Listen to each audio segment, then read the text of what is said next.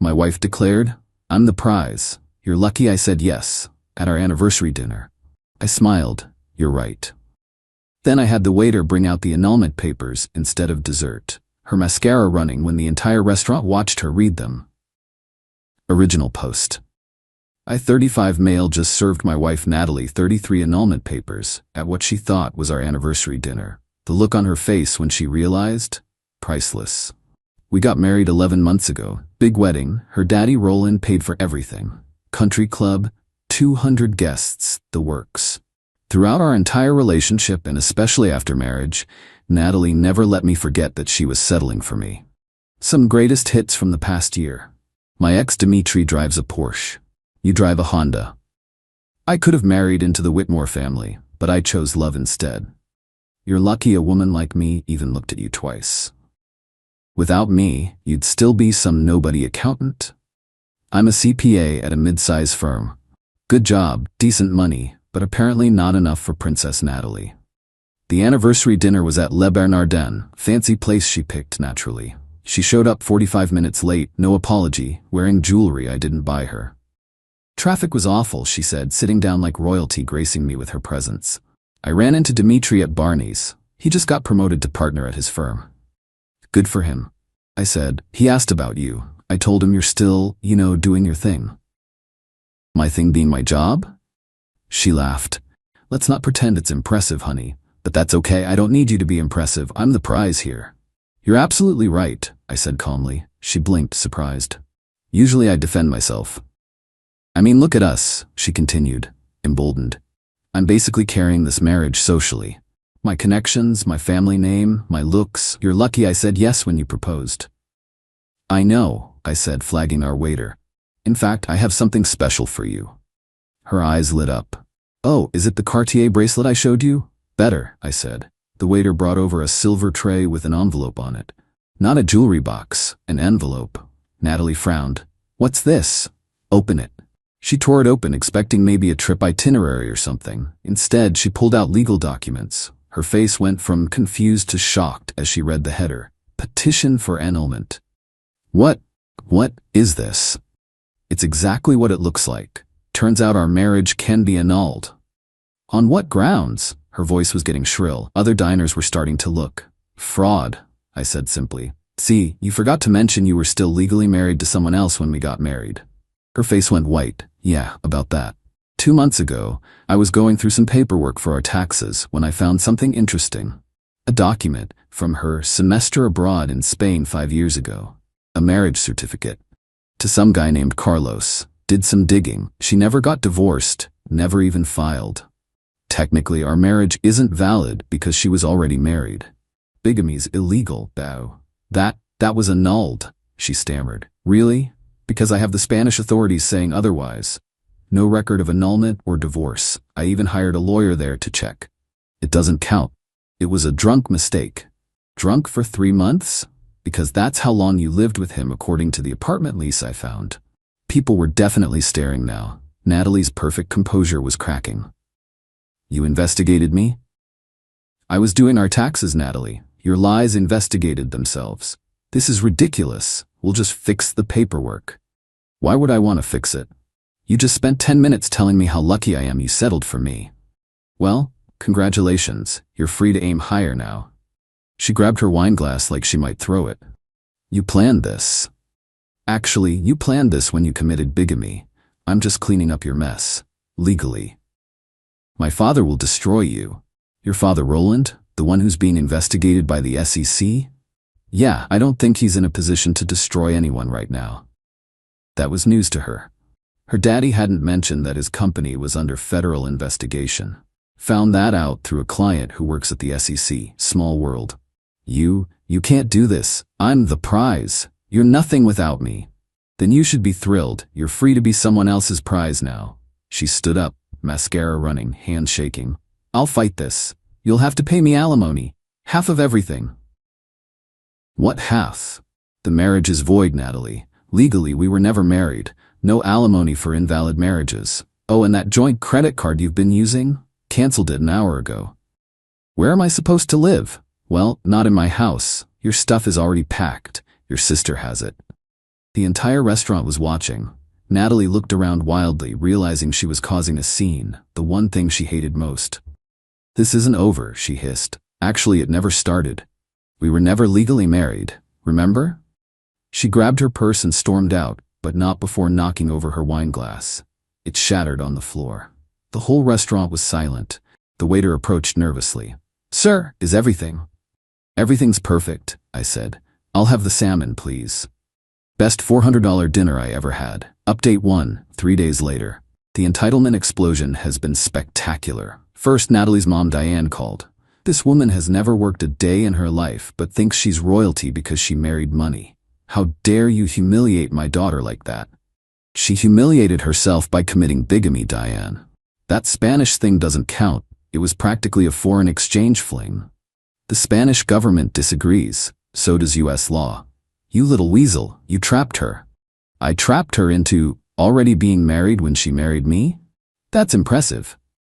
"She chose you. Do you understand what an honor that was? The honor of being her second simultaneous husband?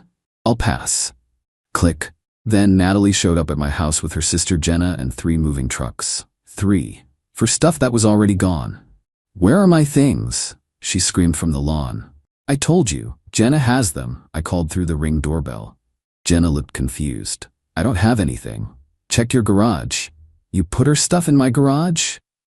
"You said you'd help your sister with anything. This is anything." Natalie was pounding on the door. "Open up, this is my house too." "No, it's not. It's mine.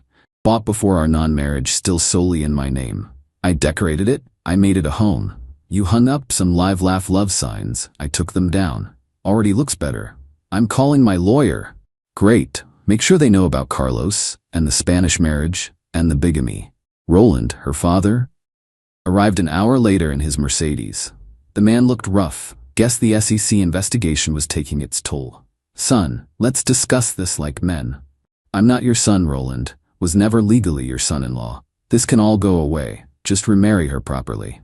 "Why would I remarry someone who committed fraud?" "It was a misunderstanding. She lived with Carlos for 3 months. That's not a misunderstanding. That's a relationship. I'll make it worth your while. 50,000. To remarry your daughter who thinks she's doing me a favor by existing? 75. Roland, she told an entire restaurant she was the prize, and I was lucky she settled for me. She didn't mean it. She said it every day for 11 months. 100,000. No amount of money is worth being told daily that I'm beneath someone who committed bigamy. He left, but not before muttering something about knowing people. Sure, Roland. The SEC really cares about your connections right now, but the peak entitlement came that evening. Natalie created a social media post, a video, crying about how I scammed her into a fake marriage to steal her youth. He knew our marriage wasn't real and waited until our anniversary to destroy me. The comments were hilarious. Girl, you were already married. How is that his scam? So you committed fraud and you're mad he found out? Didn't you post last week calling him a practice husband? Someone found her old posts about how she was too good for me and screenshot them. The video got ratioed so hard she deleted it within 2 hours. Update 2. 1 week later, Natalie went nuclear, but stupidly. First, she tried to claim I stole wedding gifts. Posted a list on social media of everything he took that was given to US. I responded with one comment. Per Emily post etiquette, gifts should be returned when a marriage ends within a year. Since ours was never valid, I'm returning everything to your family and friends, with a note explaining the situation. The chaos was immediate. Started sending back gifts with a simple note. Thank you for your generosity.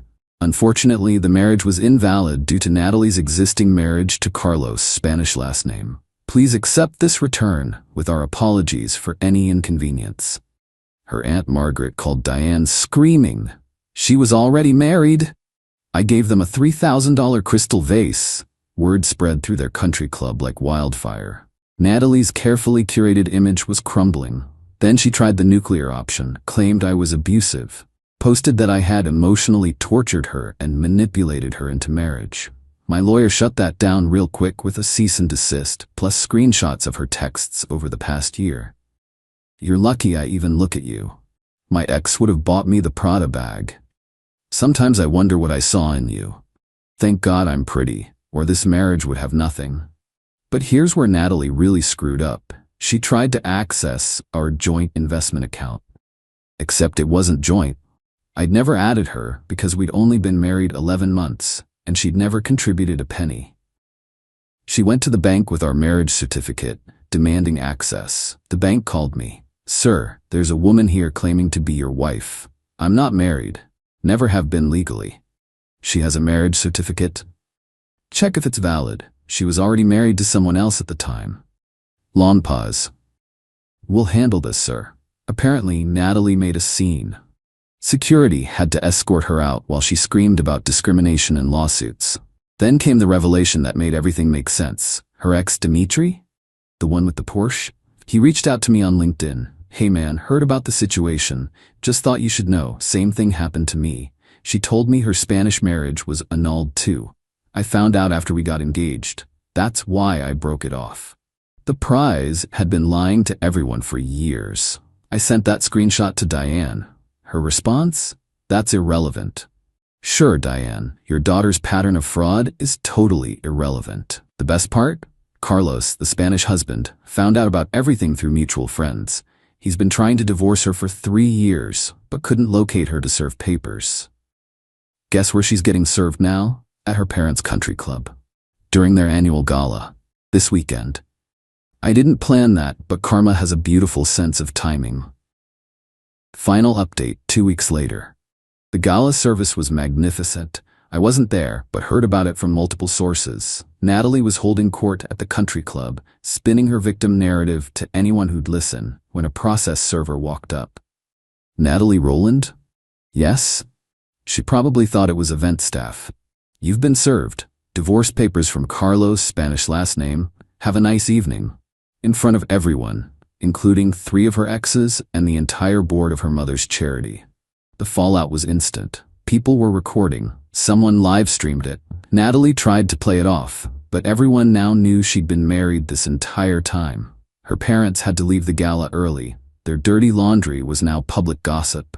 But Natalie wasn't done self-destructing. She decided to give an interview to a local lifestyle blogger, one of those society pages that covers wealthy people's drama. She wanted to tell her side. It backfired spectacularly. She admitted to the Spanish marriage, but claimed it didn't count because it was in another country. She was young. She was 28. Carlos tricked her. He didn't. European marriages are different. They're not. The blogger fact-checked everything in real time. The comment section destroyed her. Someone found Carlos's Instagram. Turns out he's a successful architect in Barcelona, not some random fling. He posted his own response. I tried to divorce this woman for years. She disappeared. Changed her name on social media. I had to hire investigators. She told people I was dead. Dead. She told people he died. That's why she thought she was safe marrying other people. She literally told everyone her Spanish husband had died in a car accident. Except Carlos is very much alive and has been trying to divorce her since she ghosted him. The country club revoked her family's membership. Turns out bigamy is a conduct unbecoming violation. Roland tried to fight it, but with the SEC investigation, he had no leverage. Then the financial reality hit. Natalie had been living off assumptions. Assumed she'd have access to my money. Assumed her parents would always bail her out. Assumed she could always marry rich. But now, I'm not her husband and owe her nothing. Her parents are facing financial scrutiny. No one wants to date a confirmed bigamist who lies about people being dead. She had to get a job. An actual job. She's working as a receptionist at a dental office. Her Instagram went from champagne and shopping hauls to motivational quotes about rising above adversity. Last week, I got a text from an unknown number. Can we talk? I realize I may have taken you for granted. May have? I didn't respond. Yesterday, Dimitri sent me another message. She applied to be my assistant. The audacity. I told HR about the bigamy. They were concerned. Even better? Carlos successfully divorced her in Spain. Sent me a message saying, "You're free, hermano." The prize is now single, working a regular job and banned from the country club. Her parents are selling their house to pay legal fees. Her sister Jenna won't speak to her after finding out about all the lies. But the absolute best part? Last night, I ran into her at a grocery store. Not Whole Foods, regular grocery store. She was buying generic brand items. "Greg," she said quietly. "Natalie, I'm sorry, I shouldn't have said those things." "Which things? That you're the prize? That I'm lucky? That you settled?" "All of it. You were right though, you were the prize, a booby prize. And I'm definitely lucky. Lucky I found out before we had kids or bought property together." "That's cruel." "No, cruel is telling someone every day that they're beneath you while you're actively committing fraud. I just stated facts." She started crying. "I have nothing now." "You have exactly what you brought to the relationship. Yourself. Turns out that's not as valuable as you thought." I walked away. She was still standing there with her generic cereal when I checked out. Sometimes the best revenge isn't elaborate. It's just letting someone face the reality of who they are without you propping them up. Natalie was right about one thing. I was lucky she said yes. Lucky because it taught me exactly what I don't want in a partner. My friends think I was harsh, but you know what? When someone tells you every single day that you're nothing without them, there's something satisfying about watching them discover they're nothing without you. The annulment is official. Took less than a month since, the marriage was never valid. I'm moving on with my life.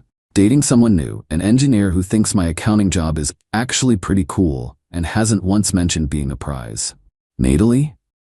Last I heard, she was trying to start a YouTube channel about recovering from narcissistic abuse.